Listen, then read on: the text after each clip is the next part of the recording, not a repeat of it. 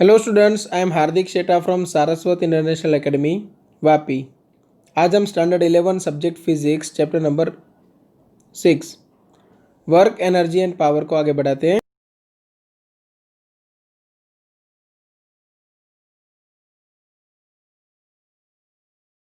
कोई ना कोई मास है, सपोज एक बॉडी का मास है m1, दूसरी बॉडी का मास है m2। दोनों कोई एक वेलोसिटी से ट्रैवल कर रहे थे। सपोज m1 मास है, उसकी वेलोसिटी थी v1, m2 के लिए v2।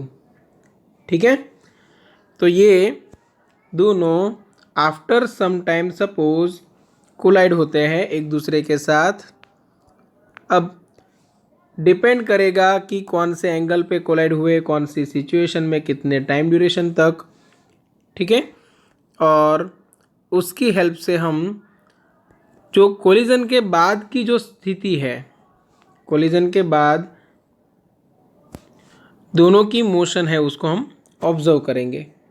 ठीक है, कि सपोज m1 मास है तो उसकी velocity v1 dash, final velocity v1 dash, उसका मैग्नीट्यूड क्या होगा, डायरेक्शन क्या होगी, और वो मैग्नीट्यूड फाइंड करने के लिए हम कौन सा लॉ यूज़ कर सकते हैं, कौन सा लॉ यूज़ नहीं कर सकते, ये सब हम यहाँ पे डिस्कस करने वाले हैं।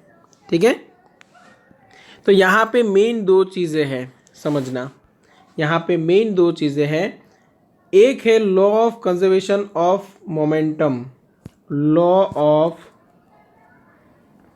Conservation of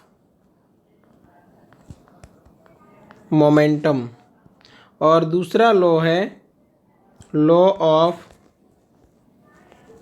conservation of kinetic energy. देखो यहाँ पे मैकेनिकल एनर्जी की बात नहीं हो रही है और टोटल एनर्जी की तो बात बिल्कुल नहीं है।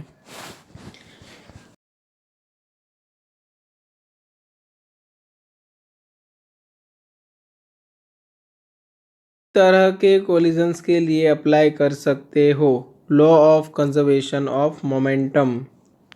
ठीक है, law of conservation of momentum. ठीक है, तो ये चीज़ आपको याद रखनी है।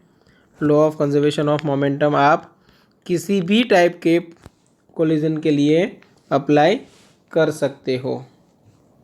But law of conservation of kinetic energy है, वो हर एक बार सेटिस्फाई होगा ऐसा ज़रूरी नहीं है। क्यों? क्योंकि total energy remains constant, but हो सकता है कि काइनेटिक एनर्जी है उसमें से थोड़ा सा हिस्सा है वो कोई अदर फॉर्म ऑफ एनर्जी में कन्वर्ट हो गया हो। तो समझो कि अगर ये सेटिस्फाई हो रहा है तो कोलिजन है उसका नाम आप दोगे इलास्टिक कोलिजन, और अगर ये सेटिस्फाई नहीं हो रहा है तो जो कोलिजन हो रहा है उसका आप नाम दोगे इनइलास्टिक कोलिजन। ठीक है, तो यहीं से आपको डेफिनेशन मिल गई। इलास्टिक कोलिजन का मतलब क्या रहेगा? A collision in which law of conservation of kinetic energy satisfied, okay, is called elastic collision. ठीक है, इन इलास्टिक कोलिजन में आप उससे ऑपोजिट लिख सकते हो। चलो, तो यहाँ पे हम स्टार्ट करते हैं elastic and in elastic collision से। ठीक है, तो यहाँ पे देखो फर्स्ट स्टेटमेंट पढ़ो, in all collisions the total linear momentum is conserved. इसलिए तो मैंने कहा ना कि किसी भी टाइप का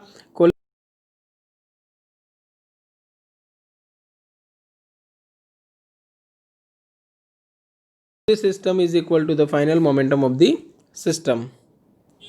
One can argue this as follows. When two objects collide, the mutual impulsive force acting over the collision time delta t cause a change in their respective momenta. समझो, फर्स्ट ऑब्जेक्ट की change in momentum है, suppose हम मान के चलते हैं delta p1 तो equal to है F12 into delta T. Delta P2 क्या है? तो F21 इंटू डेल्टा टी। देखो यहाँ पे बोल्ड लेटर से मतलब समझ जाओ कि यहाँ पे वेक्टर क्वांटिटी का यूज किया है।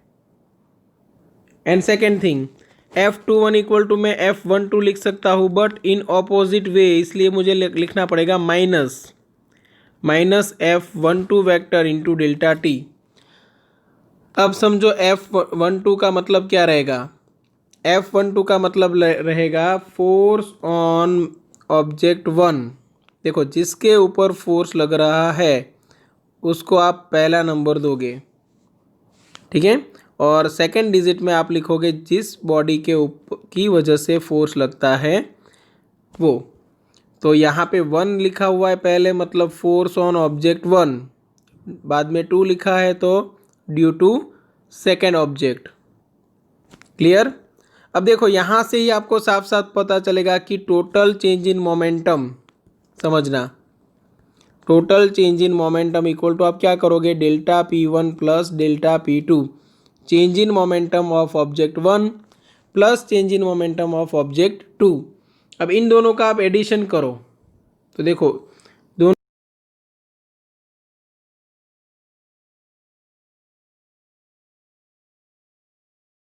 है कांस्टेंट, मतलब लीनियर मोमेंटम यहाँ पे कांस्टेंट है,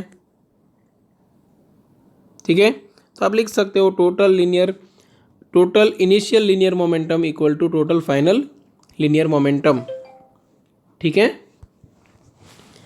तो यहाँ पे देखो लिखा हुआ है where F12 is the force exerted on the first particle by the second particle, same way F21 is likewise the force exerted on the second particle by the first particle, ठीक है।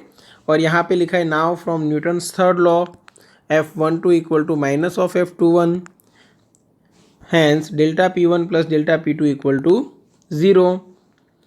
The above conclusion is true even through the forces vary in complex fashion during the collision time delta t। collision time delta t के दौरान अगर जो forces है वो very हो रहे हैं कैसे भी, फिर ठीक है, कोई सिंपल इक्वेशन को फॉलो कर रहे हैं या कोई एक कॉम्प्लेक्स वे में वो वेरी हो रहे हैं, ये जो स्टेटमेंट है वो राइट है, ठीक है।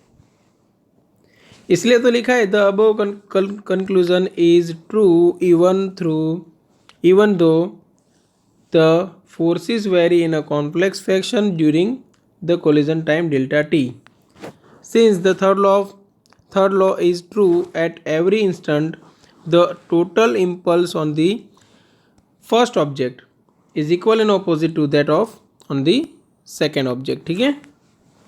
चलो तो यहाँ तक क्लियर है। तो जितना मैंने अंडरलाइन किया है वो तो कंपलसरी आपको लिखना है,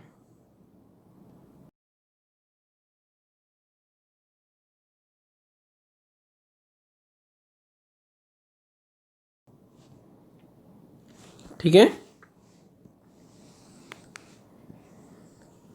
बस यहाँ तक, फिर ये लिख दो और डायरेक्ट ये, ओके। चलो तो ये law of conservation of momentum follow हो रहा है, उतना तो हमें पता चल गया किसी भी टाइप के कोलिजन में, ठीक है। बट यहाँ पे देखो on the other hand the total kinetic energy of the system is not necessarily conserved. Total kinetic energy conserved रहे ऐसा ज़रूरी नहीं है। The impact and deformation during collision में जनरेट हीट एंड साउंड। तो हीट जनरेट होगा, sound generate होगा, मतलब आप समझ जाना है कि यहाँ पे काइनेटिक एनर्जी है वो किसी अदर फॉर्म में वेस्ट हो रही है, या तो हीट एनर्जी के फॉर्म में या तो अकोस्टिक एनर्जी के फॉर्म में। अकोस्टिक एनर्जी मतलब एनर्जी रिलेटेड टू साउंड, ठीक है। तो आप लिख सकते हो यहाँ पे part of the initial kinetic energy is transformed into other form of energy. A useful way to visualize the deformation during collision is in terms of compressed spring. If the spring connecting the two masses regains its original shape without loss in energy, then the initial kinetic energy is equal to the final kinetic energy, ठीक है। अगर spring को आपने compress करके रखा हुआ है ठीक है, समझना। और अगर स्प्रिंग अपने उसी शेप में वापस आ जाए, ठीक है, समझो यहाँ पे, if the spring is connecting the two masses regains,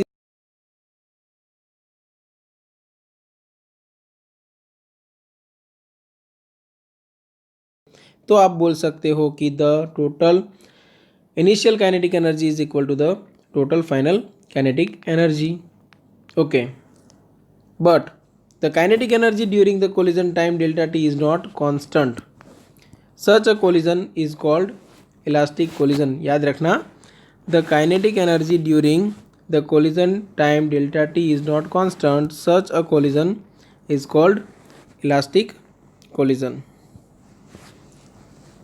ठीक है।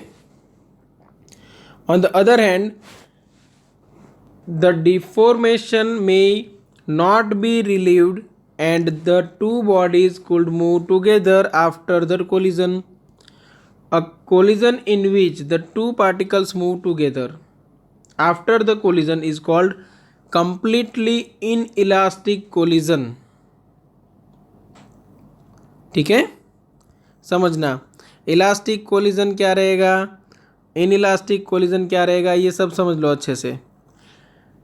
The intermediate case where the deformation is partly relieved and some of the initial kinetic energy is lost is more common and is appropriately called an inelastic collision. Okay, तो तीनों में difference समझना।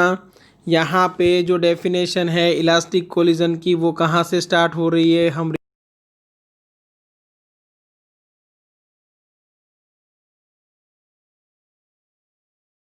if the spring connecting the two masses regains its original shape without loss in energy, then the initial kinetic energy is equal to the final kinetic energy. देखो यहाँ पे total initial kinetic energy equal to total final kinetic energy हो रही है। मतलब law of conservation of kinetic energy आप apply कर सकते हो, but the kinetic energy during the collision time delta t is not constant.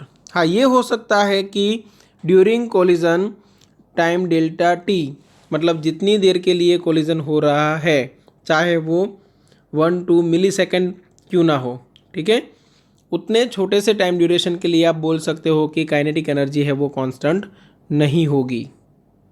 Clear? Such a collision is called an elastic collision. मतलब elastic collision में law of conservation of kinetic energy आप apply कर सकते हो। मतलब total kinetic energy before collision is equal to total kinetic energy after collision. ठीक है, तो ये हुआ इलास्टिक कोलिजन। अभी देखते हैं इन इलास्टिक कोलिजन क्या था। तो इन इलास्टिक कोलिजन में आपको मिल रहा था, देखो जो इनिशियल काइनेटिक एनर्जी है उसका कोई एक part other form of energy में रिलीज होता था, तो ये हुआ था इन इलास्टिक कोलिजन। और कंप्लीटली इन इलास्टिक कोलिजन मतलब क्या, सपोज हम एक एग्जांपल लेते हैं कि एक वुडन ब्लॉक है, ठीक है, और यहाँ पे बुलेट फायर की विथ सम वेलोसिटी, ठीक है, और इनिशियल वेलोसिटी सपोज बुलेट की u थी और ब्लॉक है वो रेस्ट में था।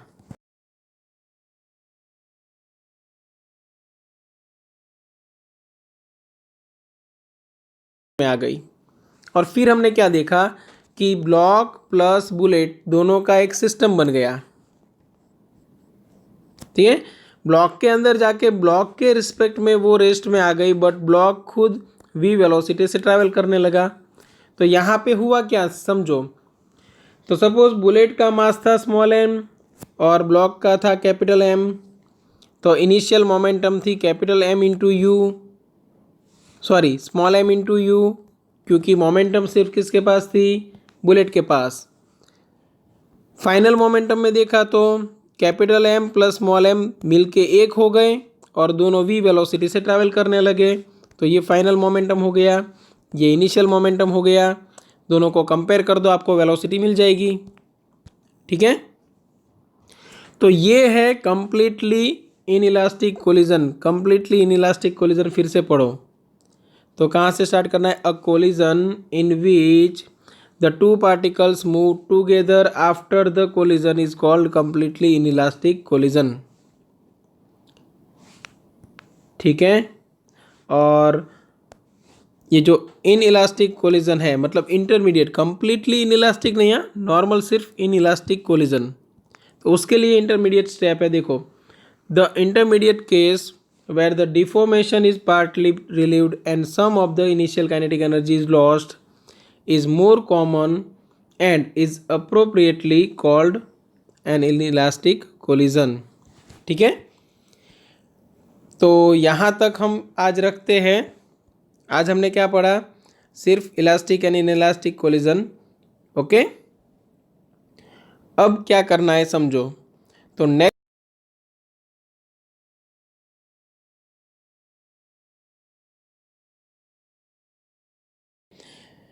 तो सबसे पहले हम देखने वाले हैं कोलिजन्स इन वन डायमेंशन।